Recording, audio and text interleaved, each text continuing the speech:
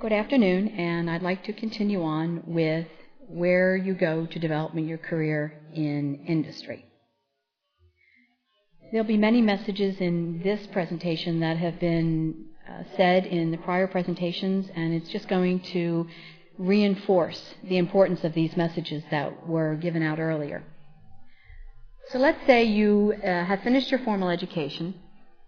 You went through schooling and you spend 4-6 years in your formal education process. You then prepared for the interview and wrote your resume and investigated the companies that you're going to and came up with your questions for the company, and you were all ready for your interview. You then attended and completed the interview, and you met lots of great people, and you were enthused about the people you met and had a lot of fun in your interview. And then you went through that nerve-wracking time period that might be 2, 3, 4 weeks while they went around and interviewed other candidates and decided on you as the perfect candidate for your job. So you get the job, you go through all that negotiation process, and then you work through the first year. You've gone through all the challenges of a first year on the job. You have learned so much about your new company, and you've learned so much about your new job and all of the new skills and new knowledge that you have gained with them. So you've decided to stay with the company, and you've decided that industry is the place for you. Now where do you go?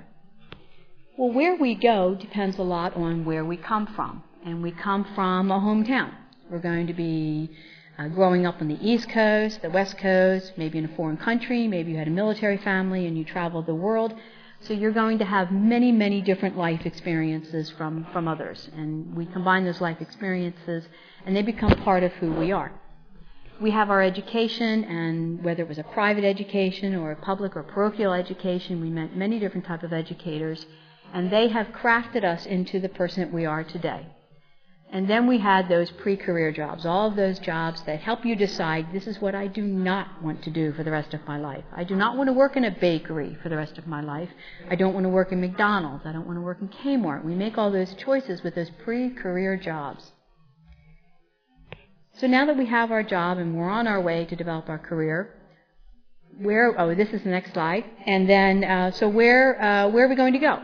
Now that we have a job, we might be returning to our hometown.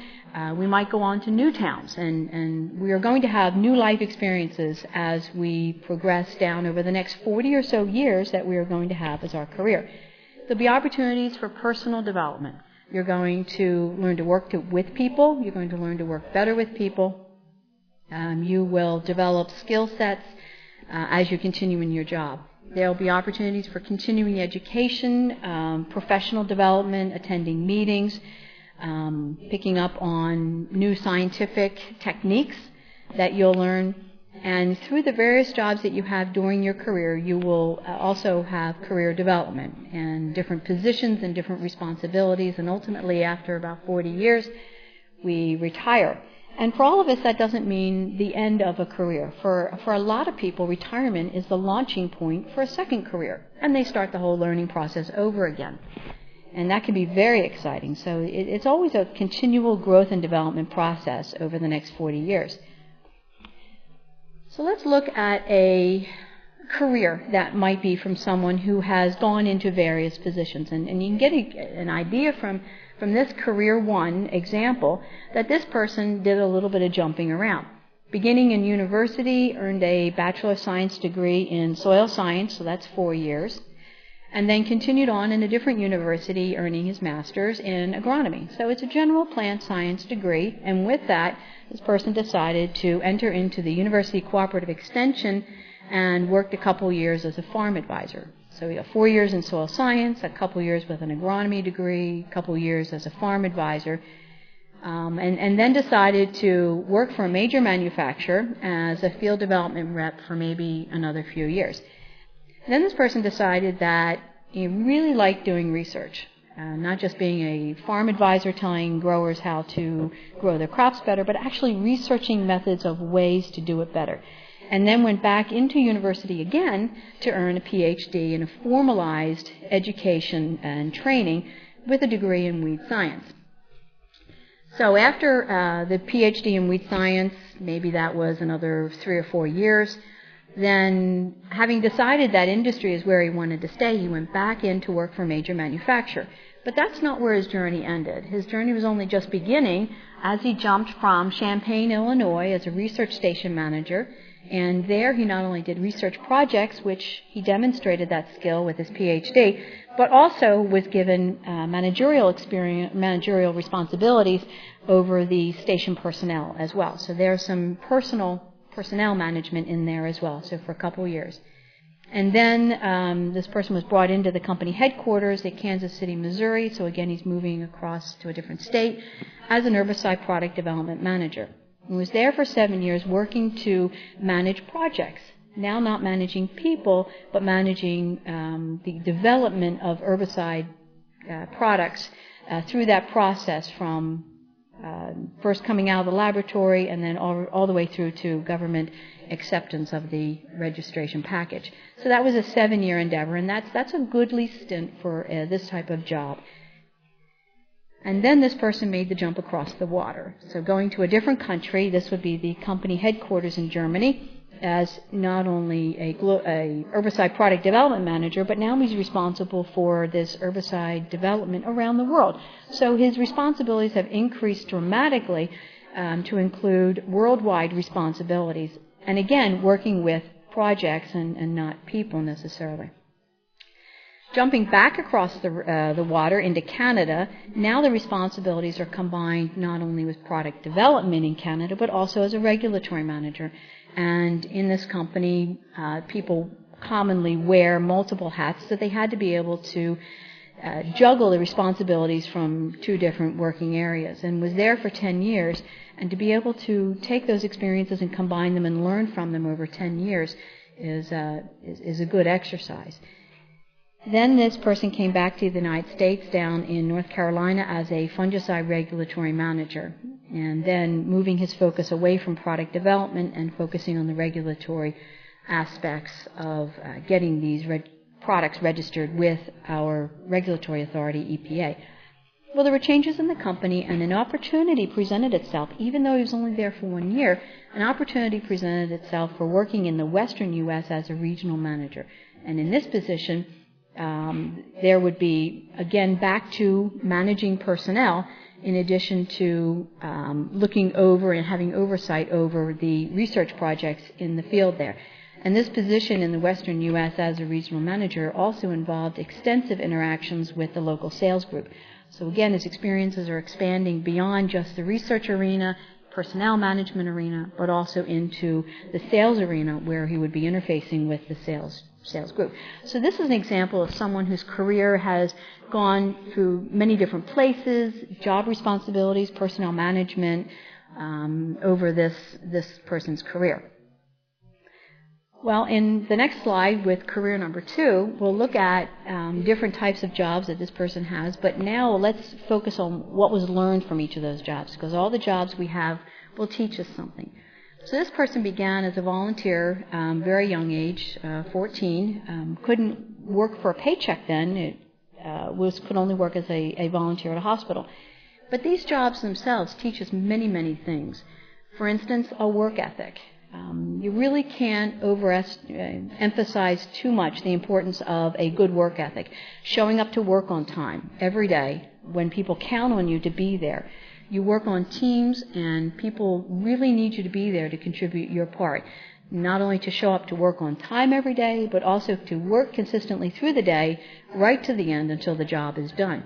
And people are going to count on you being there, and that's a very important thing. And not only are you there because your boss needs you there, but you're also setting an example and really motivating the rest of your team when you come through with an enthusiastic attitude to work and really have a passion for what you do. And this will show. And this all comes through in a good work ethic. Early on, this person learned about organization, was given responsibilities for taking around a candy cart, but learned how to organize and order supplies for the cart and to talk to the supervisor about when supplies were needed, handling money and that level of responsibility. And in this job, person learned compassion. We have to have compassion for those in our work environment that there are those that are not as well off as we are. No matter where you go in life, there are going to be those who are not as well off as you are. There'll be those who are better off than you are, but it's most important that we have compassion for those that we work with. And that goes a long way towards good teamwork. At the University of Pennsylvania Dairy Farm, this person actually had a career path which began as a pre-veterinary major. Unfortunately, this person developed allergies and subsequently decided that a degree in veterinary medicine was not the career path for them, and allergies at this time didn't have good allergy medications, and so a different career path was chosen, deciding to go into chemistry instead. This job also was an example of grunt work. Every job has its grunt work. In this case, the grunt work was a little on the smelly side and messy side, but every job's going to have its grunt work, whether it be paperwork, because you have to do your expense report. Maybe you have to fill out other paperwork for your job. Sometimes grunt work can be smelly and messy, but all jobs have their grunt work, and it's best to accept that. And the days of the glory job are behind you. And now that you've got a job in industry or in any area, actually, you will have some level of grunt work, whether it be physical or having to do things like paperwork. Moving on into college as an undergraduate, as a research aide, there was a fine opportunity to work on teams. The summer job involved working on a team of, say, 12 people, and given some independent responsibilities, the person learned about organization and how to organize the activities and these responsibilities of preparing for research trials for their supervisor. Also, because it was at a pasture research lab, there was an opportunity for learning to work in agriculture. And what was learned at this point was that this is the career that they wanted to take. They wanted to stay in agriculture, and this cemented for them their career path. And at some point in our lives, we will have that job that will cement our career path and say, this is the path I want to go forward on. And at that time, this was an undergraduate degree or undergraduate job working with an agronomist. So then going on to graduate school, this is where extensive training in trials and how to manage trials, the experience that was gained in there, and also experience in data handling, organizing data, analyzing data. And this is all part of the training that a graduate course would provide, and we're familiar with that. In addition, it was an opportunity to combine the chemistry information and skills or chemistry knowledge that was gained as an undergraduate, how to learn to blend that into agriculture and to learn how important chemistry is in agriculture. So this was a way of learning how to integrate the various experiences. Moving on into an industry research scientist, in industry it's very complex, and one of the things you have to learn to do is how to simplify that complexity.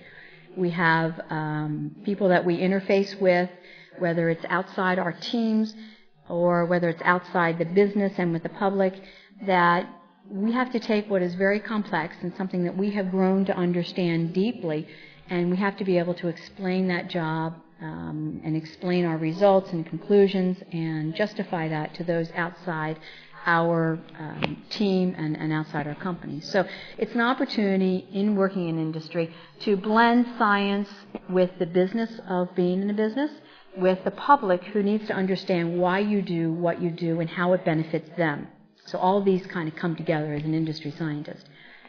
There was a job as an industry supervisor, and from there, within this job, leadership and strategic thinking skills were obtained, and there was experiences in that area. So with this example in career 2, what we do is we learn what it is we learned from previous jobs, and there's many things that we learn. And it wouldn't be a bad idea to go through the various jobs that you've had and list them out and list what is it that I learned from each of those jobs, because what you learned from previous jobs are going to carry you forward into the next jobs.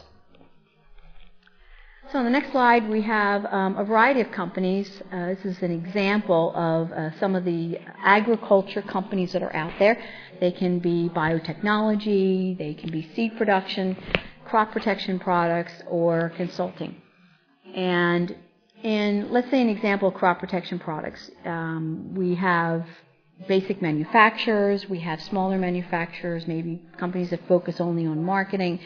We have distributors and suppliers, and so there's a broad range of companies even within each of these categories. For each example in crop protection products, for each of the functions that a business or a company may do, every one of those functions can also be contracted out. So there's a lot of satellite companies that can emerge around the crop protection business or agribusinesses that are out there. For instance, HR responsibilities are often contracted out to a company that specializes in human resource needs for companies. Payroll might be contracted out. Accounts payable may be contracted out. And so for each of the functions that a company may do, they may contract out to another company to do those. Likewise, for each of the functions that a company may do, there's a consulting firm out there that can tell them how to do it better. And so there's a lot of satellite companies that develop or emerge around agribusinesses that will help businesses do each of their functions better. There can be local companies that you want to go work for, maybe something that's very small, maybe regional company, maybe just located in a small area of the state, or they can be U.S. domestic companies functioning and working and operating only within the U.S., or they can be global companies and be international with satellites and different locations around the world. So you're at the dawn of your career, and as you move forward, you're going to lay a strong foundation for your career as you move on. And so with the next slides, we want to enter into jobs that may be in the office, and in the next slide you see that they may be in the field, or your job may be in a combination of office and field.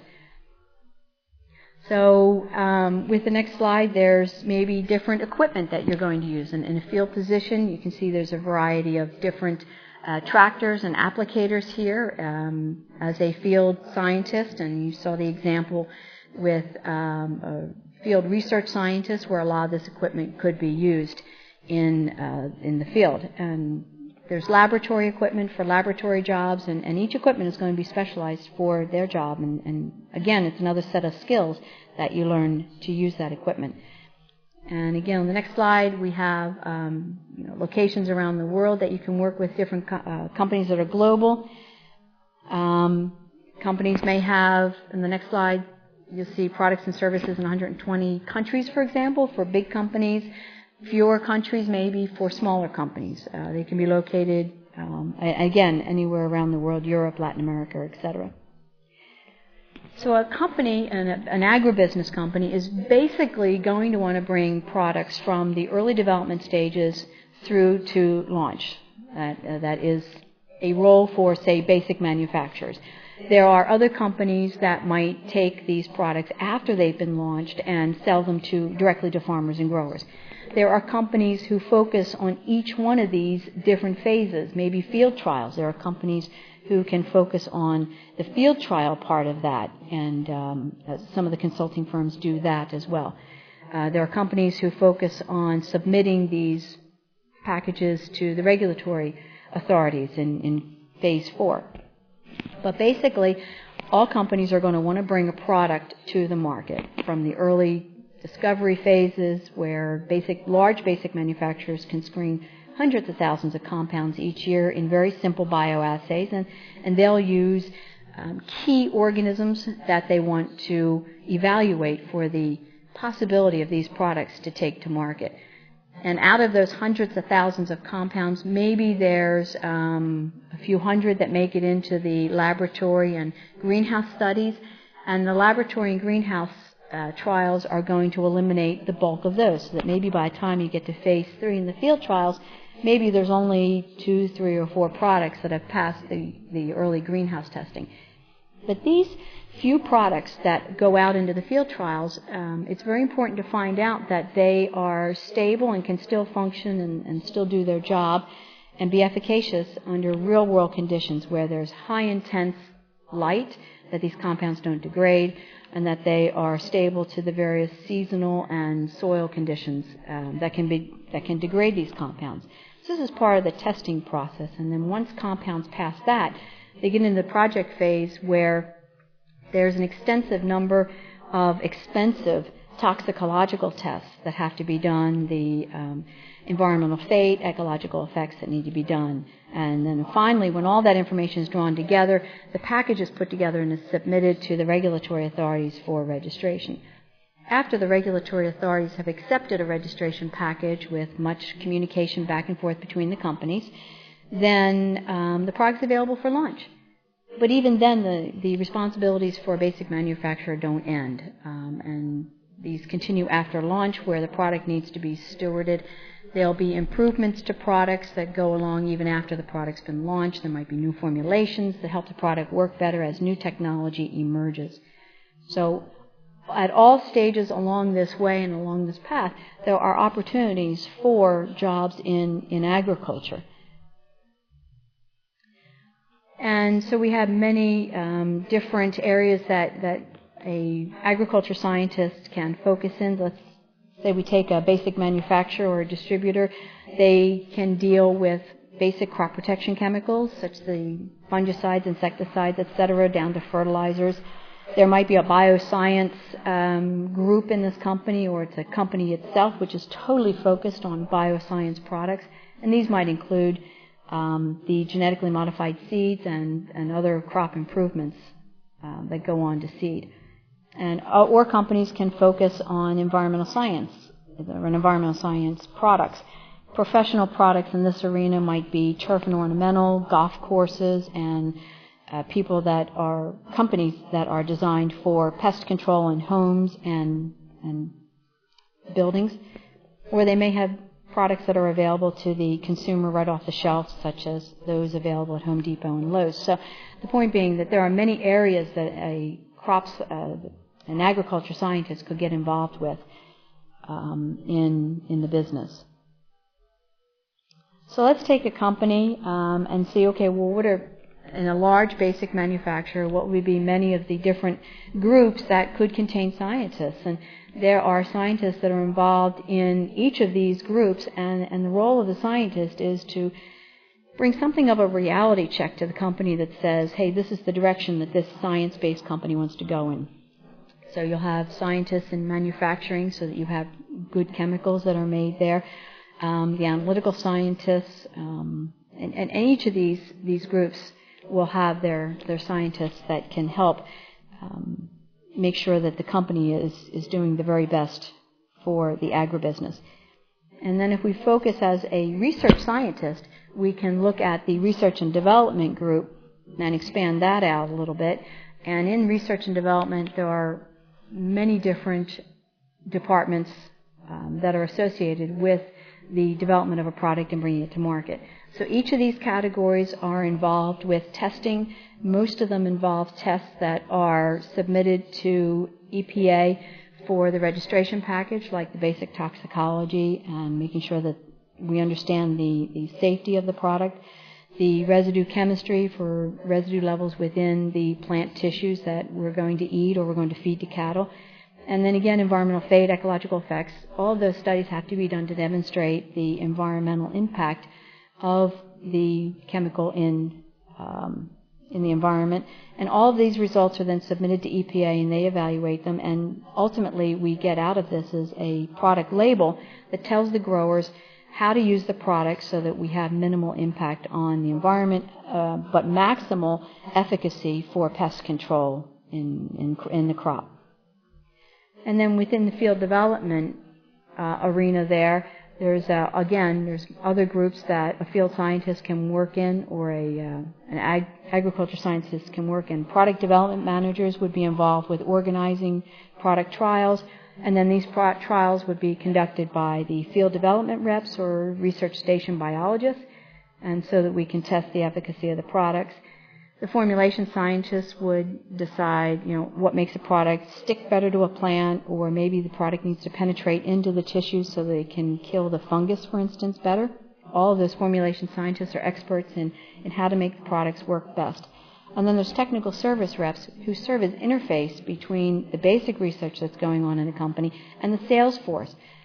For a sales force that is based on science has to understand how the products work in order to be the best sales force for the company. And the technical service representatives, their job is to provide that information and the conduit of technical information from the research out to the sales force. So on the next slide, just a list of some of the responsibilities that an industry co-worker might have, and a lot of this information came out with other presenters. We have to organize projects and conduct and complete those projects. Businesses want a product that is going to be created. There's a goal to all of our work. We have to be able to communicate our results to those inside our own team as well as outside our own team, and we have to support our co-workers' projects because some of our work may be interlinked with their work and they rely on our work in order to be able to do their job. So we have to be able to support our co-workers' projects as well. And as an expert, you'll be counted on to make recommendations, suggestions for improvements.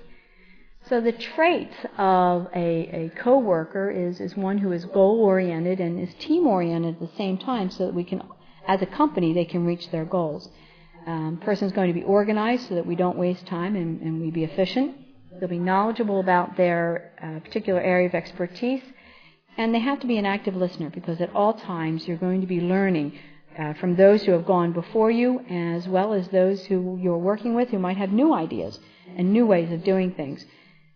You have to be confident and you have to say, at times you're going to say, this is the way things need to be done. Either this is according to the law, we have to do it this way, or this is the best scientific process. Either way, you do have to know what you're doing and be able to be confident enough to speak about that with your coworkers. And be forward-thinking so that we can make suggestions for improvements and that we have a balanced approach in our lives. We balance with our professional life as well as our personal life so that we can be most efficient and we don't get burned out. That's going to be very important as you go on. With those traits, in order to develop those traits and to get even better at them, there's education. You will have opportunity to take training on personal interactions. There will be how to work with a difficult team member. Being able to work with a difficult person is a particular skill that develops over time. And there will always be someone or someones that are difficult to get along with because we're all different. And we also have to be cognizant of how we ourselves are interacting with others. And so there's opportunities for personal development classes that we can take. Communications and being able to communicate better, both with personal one-on-one communications as well as technical writing. These are opportunities that we'll make, and we'll take these opportunities to develop personally and professionally. Public speaking is an opportunity that is very important, and opportunities you have to speak not only to your team but also to those in your company and those actually outside your company to explain what it is you do and why you do it. Time management classes are available as well as those for helping to manage people and how to manage teams. So these are all different opportunities for education that can help us develop personally and professionally. So on the next slide, I have examples of what the responses were when I asked scientists, why do they work in industry? And these are some of the responses. You can be a good scientist in industry, and it helps in a science-based industry to be able to develop those skills and to see the product that you make actually helping farmers and growers make a better crop. We can stretch our personal development with different jobs in different arenas.